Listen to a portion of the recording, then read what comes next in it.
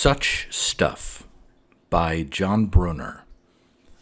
Originally published in the Magazine of Fantasy and Science Fiction in June 1962. Republished in many anthologies over the years. It also appears in a collection of the author's stories published in 1967 entitled Out of My Mind, and another from 1988, The Best of John Brunner.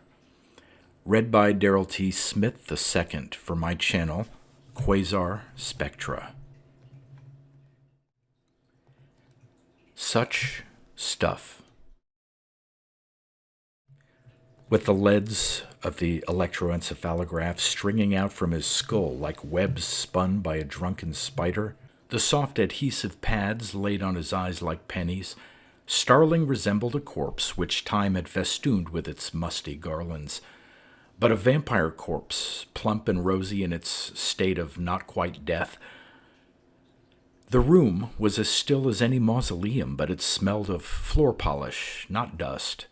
His coffin was a hospital bed, and his shroud a fluffless cotton blanket. Except for the little yellow pilot lights and the electronic equipment beside the bed, which could just be seen through the ventilation holes in the casings, the room was in darkness.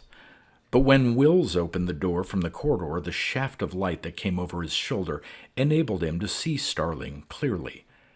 He would rather not have seen him at all, laid out thus, lacking candles only because he was not dead. That could be remedied given the proper tools, a sharpened stake, a silver bullet, crossroads at which to conduct the burial.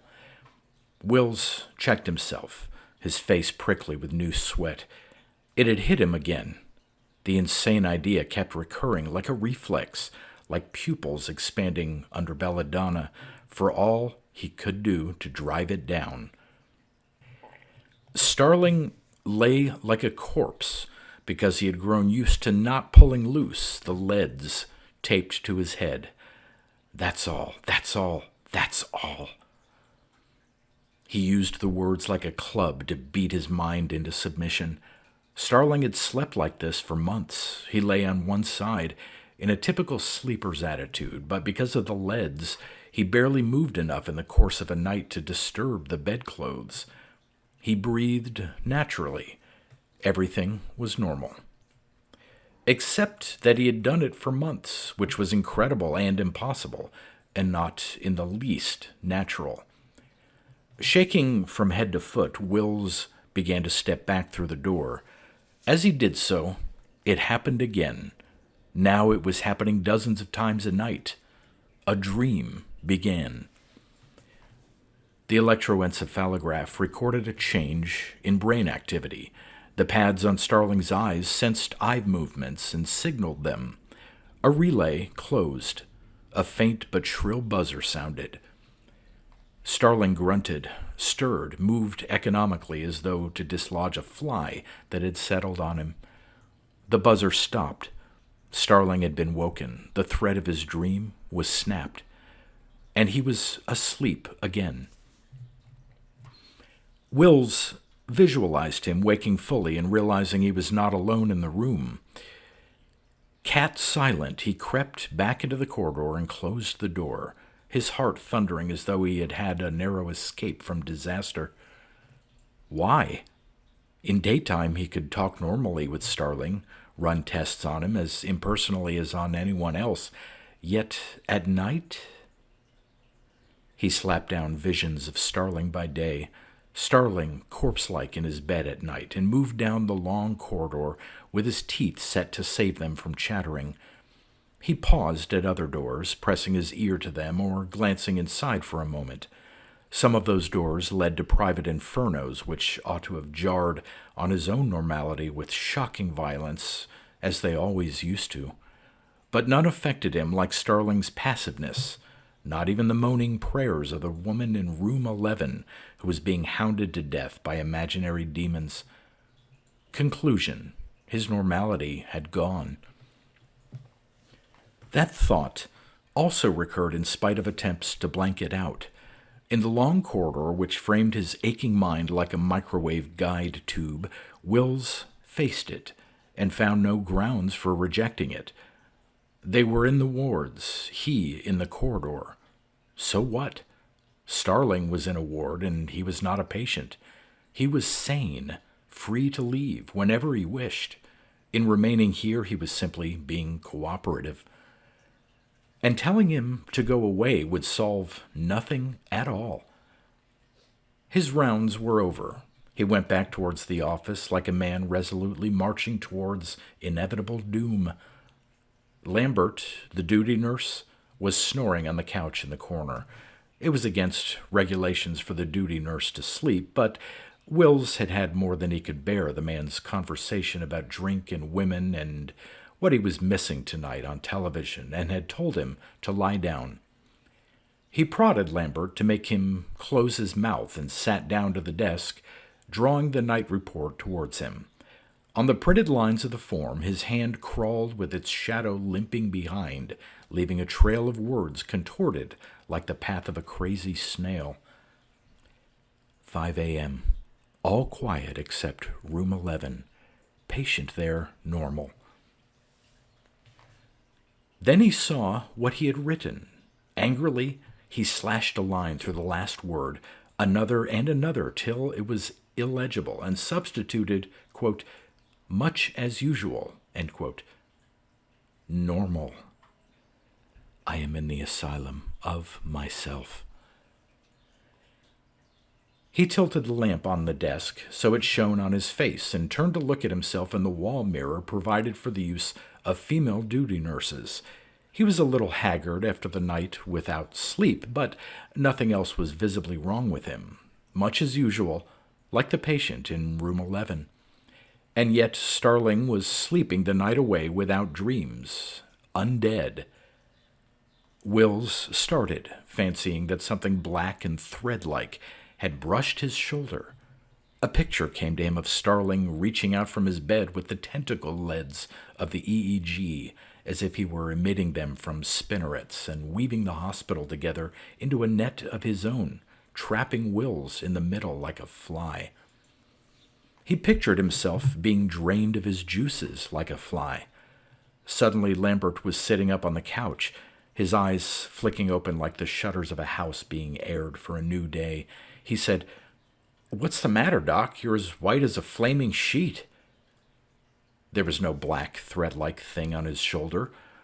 Wills said with an effort, "Nothing, just tired, I think." He thought of sleeping and wondered what he would dream. The day was bright and warm. He was never good at sleeping in the daytime. When he woke for the 4th or 5th time, unrested, he gave up. It was Daventry's day for coming here, he remembered. Maybe he should go and talk to him.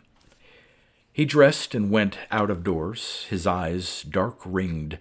In the garden, a number of the less ill patients were working listlessly.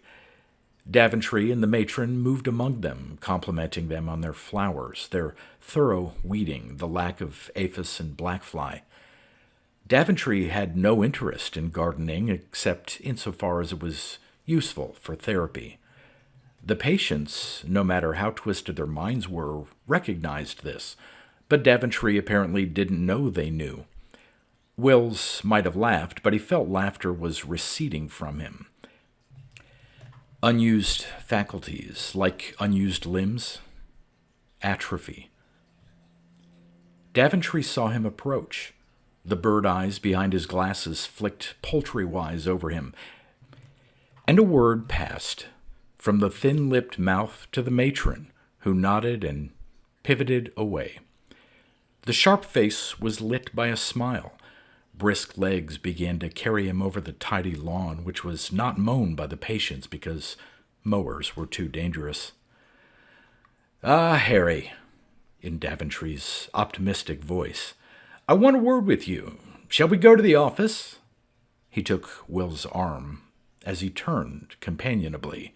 Wills, who found the habit intolerable, broke the grip before it closed. He said, "As it happens, I want a word with you, too." The edginess of his tone sawed into Daventry's composure. The bird eyes scanned his face. The head tipped a little on one side. The list of Daventry's mannerisms was a long one, but he knew the reasons for all of them and often explained them. "Ha!" he said. "I can guess what this'll be about." They passed into the building and walked side by side with their footsteps beating irregularly like two palpitating hearts. In the passageway, Daventry spoke again. "I presume there's been no change in Starling, or you'd have left a note for me. You were on night duty last night, weren't you? I didn't see him today, unfortunately. I was at a conference and didn't get here till lunchtime." Wills looked straight ahead to the looming door of Daventry's office. He said, "No change, but that's what I want to talk about. I don't think we should go on." "Ah," said Daventry. It was automatic. It meant something altogether different, like, "I'm astonished," but professionally Daventry disavowed astonishment. The office accepted them, and they sat down to the idiot noise of a blue bottle hammering its head on the window. "Why not?" Daventry said abruptly. Wills had not yet composed his answer.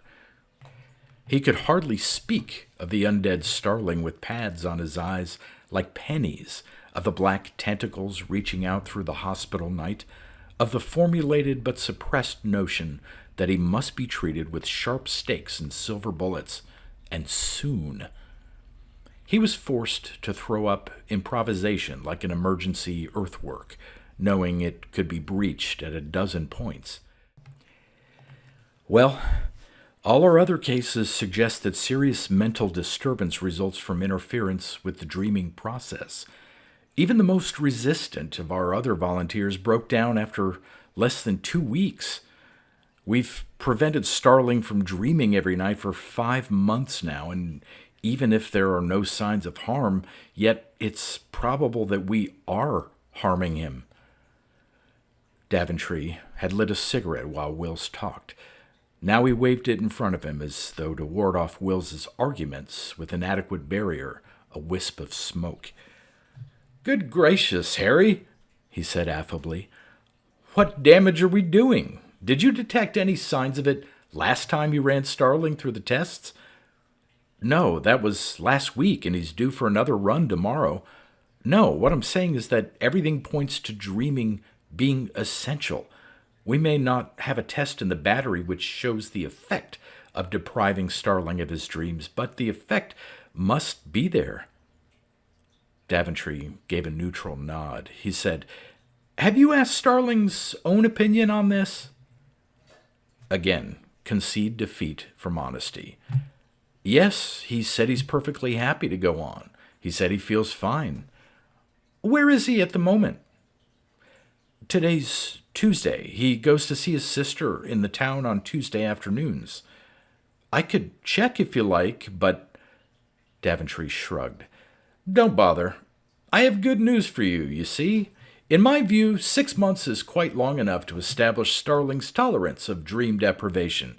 What's next of interest is the nature of his dreams when he's allowed to resume. So, in 3 weeks from now, I propose to end the experiment and find out." "He'll probably wake himself up reflexively," Wills said.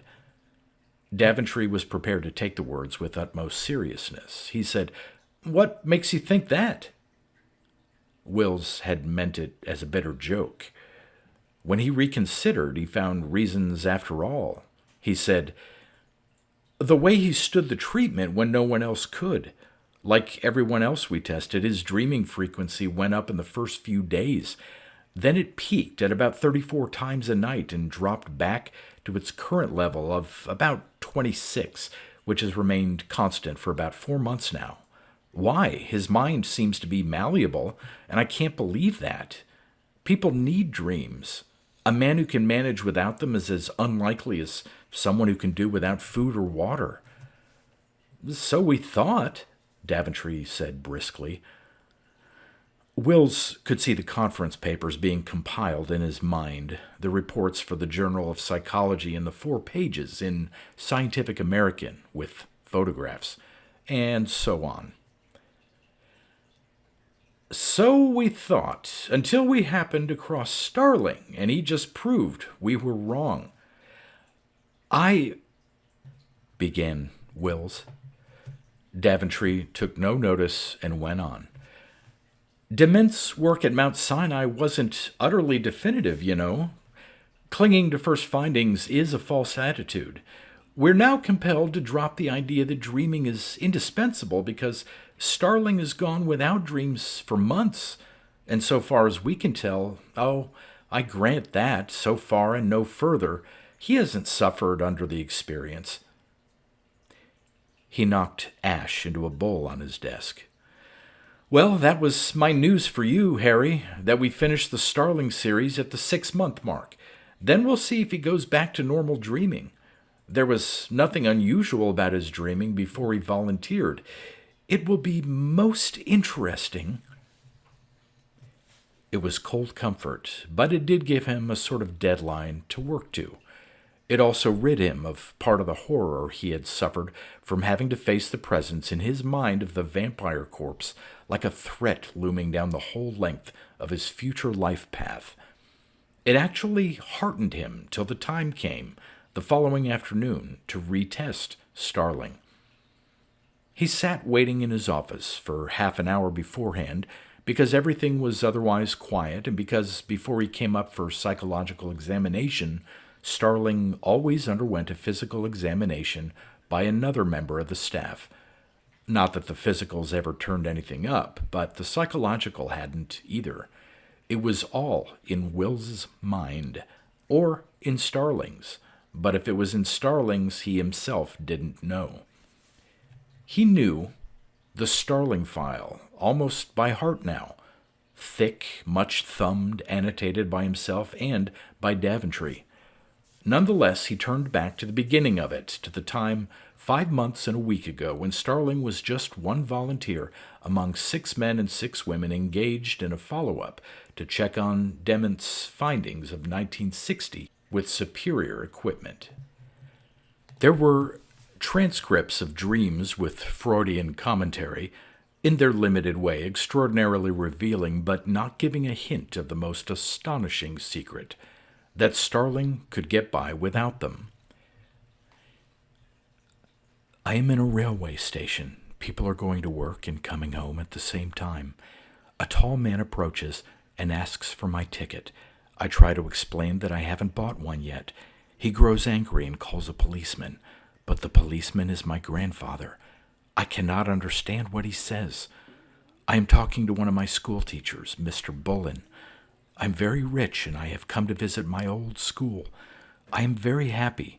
I invite Mr. Bullen to ride in my car, which is big and new. When he gets in, the door handle comes off in his hand. The door won't lock. I cannot start the engine. The car is old and covered with rust. Mr. Bullen is very angry, but I do not care very much. I'm in a restaurant. The menu is in French and I order something I don't know. When it comes, I can't eat it. I call the manager to make a complaint and he arrives in a sailor's uniform. The restaurant is on a boat and rocks so that I feel ill.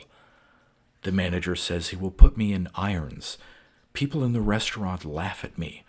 I break the plates on which the food is served, but they make no noise and no one notices, so I eat the food after all. That last one was exactly what you would expect from Starling, Wills thought. He ate the food after all and liked it. These were records extracted from the control period, the week during which his dreams and those of the other volunteers were being noted for comparison with later ones, after the experiment had terminated. In all other 11 cases, that was from 3 to 13 days later. But in Starling's, the dreams fitted Starling admirably. Miserable, small-minded, he had gone through life being frustrated, and hence the dreams went wrong for him. Sometimes, through the intervention of figures of authority from childhood, such as his hated grandfather and the schoolteacher, it seemed that he never fought back. He ate the food after all. No wonder he was content to go on cooperating in Daventry's experiment, Wills thought bleakly. With free board and lodging, no outside problems involved, he was probably in paradise, or a kind of gratifying hell. He turned up the dreams of the other volunteers, the ones who had been driven to quit after a few nights. The records of their control week showed, without exception, indications of sexual tension, dramatized resolutions of problems, positive attacks on personal difficulties. Only Starling provided continual evidence of total surrender. Not that he was outwardly inadequate, considering the frustration he had endured first from his parents, then from his tyrannical grandfather and his teachers. He had adjusted well. He was mild-mannered and rather shy, and he lived with his sister and her husband.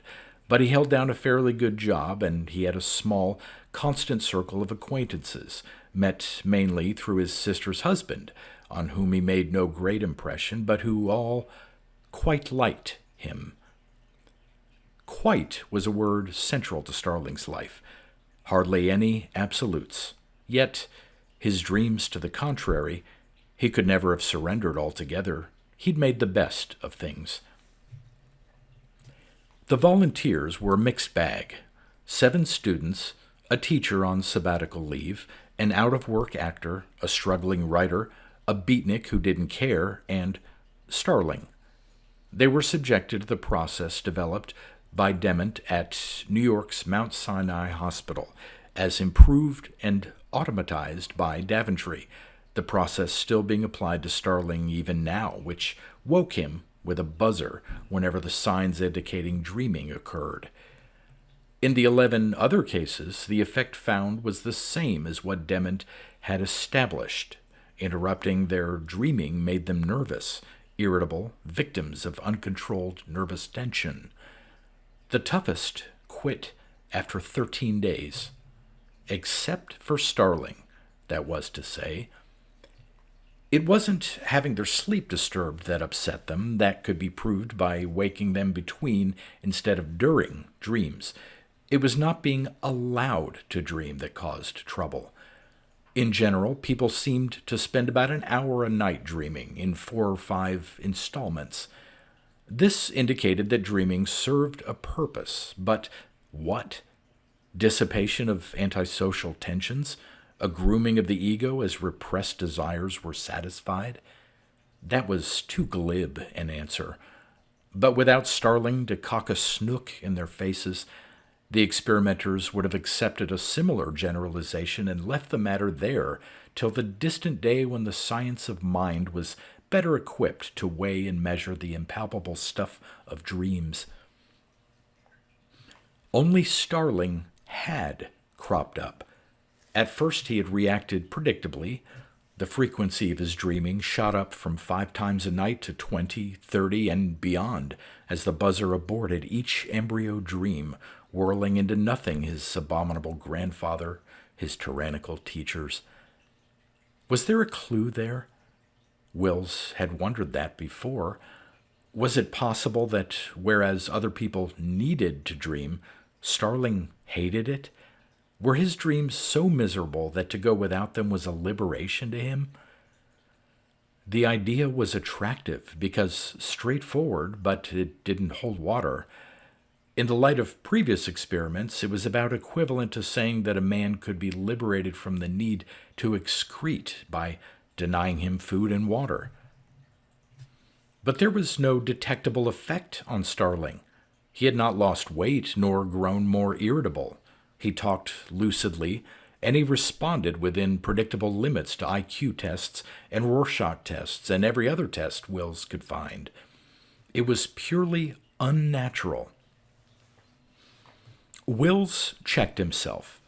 Facing his own reaction squarely, he saw it for what it must be, an instinctive but irrational fear, like the fear of the stranger who comes over the hill with a different accent and different table manners.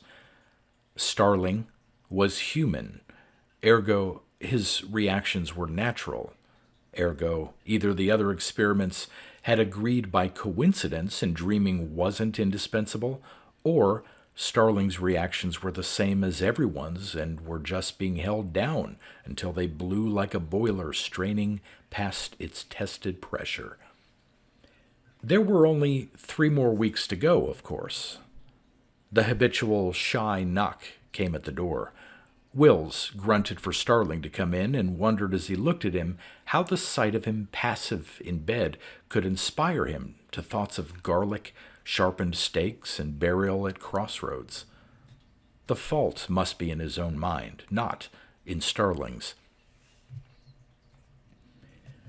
The tests were exactly as usual. That wrecked Will's tentative idea about Starling welcoming the absence of his dreams. If indeed he was liberated from a burden, that should show up in a trend towards a stronger, more assured personality. The microscopic trend he actually detected could be assigned to the fact that for several months Starling had been in this totally undemanding and restful environment. No help there. He shoved aside the pile of test papers. "Mr. Starling," he said, "what made you volunteer for these experiments in the first place? I must have asked you before, but I've forgotten." It was all in the file, but he wanted to check. "Why, I don't really know, Doctor," Starling's mild voice said. Starling's cow-like eyes rested on his face. "I think my sister knew someone who had volunteered, and my brother-in-law is a blood donor and kept saying that everyone should do something to benefit society, and while I didn't like the idea of being bled because I've never liked injections and things like that, this idea seemed all right, so I said I'd do it. Then, of course, when Dr. Daventry said I was unusual and would I go on with it, I said I hadn't suffered by it, and I didn't see why I shouldn't if it was in the cause of science." The voice droned on, adding nothing new. Starling was very little interested in new things. He had never asked Wills the purpose of any test he submitted to. Probably he had never asked his own doctor what was on a prescription form filled out for him, being content to regard the medical abbreviations as a kind of talisman. Perhaps he was so used to being snubbed or choked off if he showed too much interest that he felt he was incapable of understanding the pattern of which Wills and the hospital formed part. He was malleable. It was the galling voice of his brother-in-law sounding off about his uselessness which pushed him into this. Watching him, Wills realized that the decision to offer himself for the experiment was probably the biggest he had ever taken, comparable in the life of anyone else with a decision to marry or go into a monastery. And yet that was wrong too. Starling didn't take decisions on such a level. Things like that would merely happen to him. Impulsively, Wills said, "And how about when the experiment is over, Mr. Starling? I suppose it can't go on forever." Placid, the voice shaped inevitable words. "Well, you know, Doctor, I hadn't given that very much thought." No, it wasn't a liberation to him to be freed of his dreaming. It was nothing to him. Nothing was anything to him. Starling was undead. Starling was neuter in a human scale of values. Starling was the malleable thing that filled the hole available for it, the thing without will of its own which made the best of what there was and did nothing more. Wishing he could punish the mind that gave him such thoughts, Wills asked their source to go from him. But though his physical presence went, his non-existent existence stayed and burned and loomed and was impassive and cocked snooks in every hole and corner of Wills's chaotic brain. Those last 3 weeks were the worst of all. The silver bullet and the sharpened stake, the crossroads for the burial. Wills chained the images down in his mind, but he ached from the strain of hanging on to the chains. Horror, horror, horror, sang an eldritch voice somewhere deep and dark within him. Not natural, said another in a professionally judicious tone. He fought the voices and thought of other things. Daventry said, and was correct according to the principles of the experiment, of course, that so as to have a true control for comparison, they must simply disconnect the buzzer attached to the EEG when the time came and not tell Starling what they had done and see what happened. He would be free to finish his dreams again. Perhaps they would be more vivid and he would remember more clearly after such a long interruption. He would... But Wills listened with only half an ear. They hadn't predicted Starling's reaction when they deprived him of dreams. Why should they be able to predict what would happen when he received them back? A chill premonition iced solid in his mind, but he did not mention it to Daventry. What it amounted to was this. Whatever Starling's response was, it would be the wrong one. He told Daventry of his partial breaking of the news that the experiment was to end, and his chief frowned. "That's a pity, Harry," he said. "Even Starling might put two and two together when he realizes 6 months have gone by. Never mind, we'll let it run for another few days, shall we? Let him think that he was wrong about the deadline." He looked at the calendar. "Give him 3 extra days," he said. "Cut it on the 4th. How's that?" By coincidence or not, Wills's turn for night duty came up again on that day. It came up once in 8 days, and the last few times had been absolutely unbearable. He wondered if Daventry had selected the date deliberately. Maybe. What difference did it make? He said, "Will you be there to see what happens?"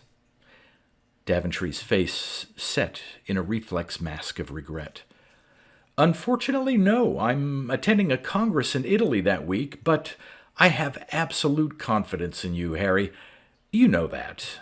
By the way, I'm doing up a paper on Starling for Journal Psych." Mannerism, as always. He made it into the single word, Journal Psych. "And I think you should appear as co-author." Cerberus duly sopped. Daventry went on his way. That night, the duty nurse was Green, a small, clever man who knew judo. In a way, that was a relief. Wills usually didn't mind Green's company and had even learned some judo holds from him, useful for restraining, but not harming, violent patients. Tonight, though... They spoke desultorily together for the first half hour of the shift, but Wills sometimes lost track of the conversation because his mind's eye was distracted by a picture of what was going on in that room along the corridor where Starling held embalmed court among shadows and pilot lights. No one breached his privacy now as he went to bed. He did everything for himself, attached the leads, planted the penny pads on his eyes, switched on the equipment. There was some risk of him discovering that the buzzer was disconnected, but it had always been set to sound only after 30 minutes or more of typical, simple sleep readings. Starling, though he never did anything to tire himself out, always went to sleep quickly. Another proof of his malleable mind, Wills thought sourly. To get into bed suggested going to sleep, and he slept. Usually it was 3/4 of an hour before the first attempted dream would burgeon in his round skull. For 6 months and a couple of days, the buzzer had smashed the first and all that followed. The sleeper had adjusted his position without much disturbing the bedding, but not tonight. After 40 minutes, Wills got up, dry-lipped. "I'll be in Starling's room if you want me," he said.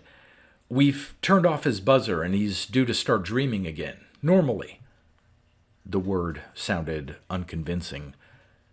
Green nodded, picking up a magazine from the table. "On to something pretty unusual there, aren't we, Doc?" he said. "God only knows," Will said, and went out.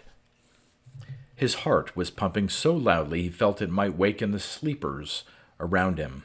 His footsteps sounded like colossal hammer blows, and his blood roared in his ears. He had to fight a dizzy, tumbling sensation which made the still lines of the corridor, floor with wall a pair of lines, wall with ceiling another pair, twist like a four-strand plate, like the bit of a hand drill or a stick of candy turned mysteriously and topologically outside in. Swaying as though drunk, he came to Starling's door and watched his hand go to the handle. "I refuse the responsibility. I'll refuse to co-author the paper on him. It's Daventry's fault." Nonetheless, he acquiesced in opening the door, as he had acquiesced all along in the experiment. He was intellectually aware that he entered soundlessly, but he imagined himself going like an elephant on broken glass. Everything was as usual, except, of course, the buzzer. He drew a rubber-shod chair to a position from which he could watch the paper tapes being paid out by the EEG and sat down. As yet, there were only typical early sleep rhythms. Starling had not yet started his first dream of the night. If he waited till that dream arrived and saw that all was going well, perhaps it would lay the phantoms in his mind. He put his hand in the pocket of his jacket and closed it around a clove of garlic. Startled, he drew the garlic out and stared at it. He had no memory of putting it there. But the last time he was on night duty and haunted by the undead appearance of Starling as he slept, he had spent most of the silent hours drawing bat-wing figures, stabbing their hearts with the point of his pencil, sketching crossroads around them, throwing the paper away with the hole pierced in the center of the sheet. Oh, God! It was going to be such a relief to be free of this obsession. But at least providing himself with a clove of garlic was a harmless symptom. He dropped it back in his pocket. He noticed two things at the same time directly afterwards. The first was the alteration in the line on the EEG tapes, which indicated the beginning of a dream. The second was that he had a very sharp pencil in his pocket, as well as the clove of garlic. No, not a pencil. He took it out and saw that it was a piece of rough wood, about 8 inches long, pointed at one end.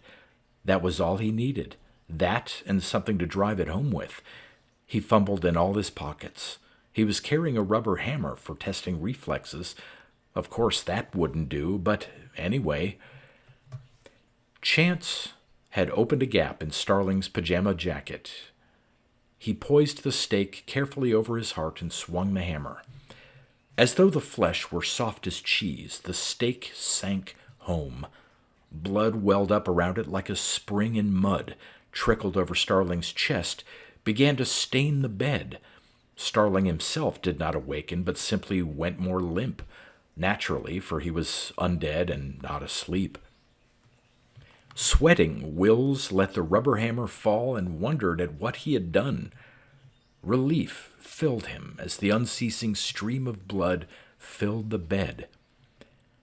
The door behind him was ajar. Through it, he heard the cat-like footfalls of Green, and his voice saying urgently, "It's room 11, Doc. I think she's—" And then Green saw what had been done to Starling. His eyes wide with amazement, he turned to stare at Wills. His mouth worked, but for a while his expression conveyed more than the unshaped words he uttered. "Doc!" Green said, finally, and that was all. Wills ignored him.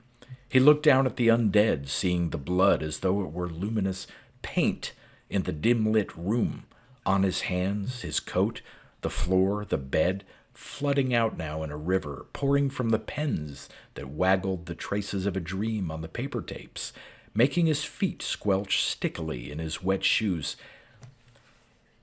You've wrecked the experiment, Daventry said coldly as he came in. After I'd been generous enough to offer you co-authorship of my paper in Journal Psych 2. How could you? Hot shame flooded into Will's mind. He would never be able to face Daventry again. We must call a policeman, Daventry said with authority. Fortunately, he always said he thought he ought to be a blood donor. He took up from the floor a gigantic syringe, like a hypodermic for a titan, and after dipping the needle into the river of blood, hauled on the plunger. The red level rose inside the glass, and click. Through a crack in Will's benighted skull, a fact dropped. Daventry was in Italy, therefore he couldn't be here, therefore he wasn't, therefore... Will's felt his eyes creak open like old, heavy doors on hinges stiff with rust, and found that he was looking down at Starling in the bed. The pens tracing the activity of his brain had reverted to a typical sleep rhythm. There was no stake. There was no blood. Weak with relief, Wills shuddered at remembered horror. He leaned back in his chair, struggling to understand. He had told himself that whatever Starling's reaction to being given back his dreams might be, it would be the wrong one. Well, here it was. He couldn't have predicted it, but he could explain it now, more or less, though the mechanics of it would have to wait a while. If he was right about Starling, a lifetime of frustration and making the best of things had sapped his power of action to the point at which he never even considered tackling an obstacle. He would just meekly try and find a way around it. If there wasn't one, well, there wasn't, and he left it at that. Having his dreams stopped was an obstacle.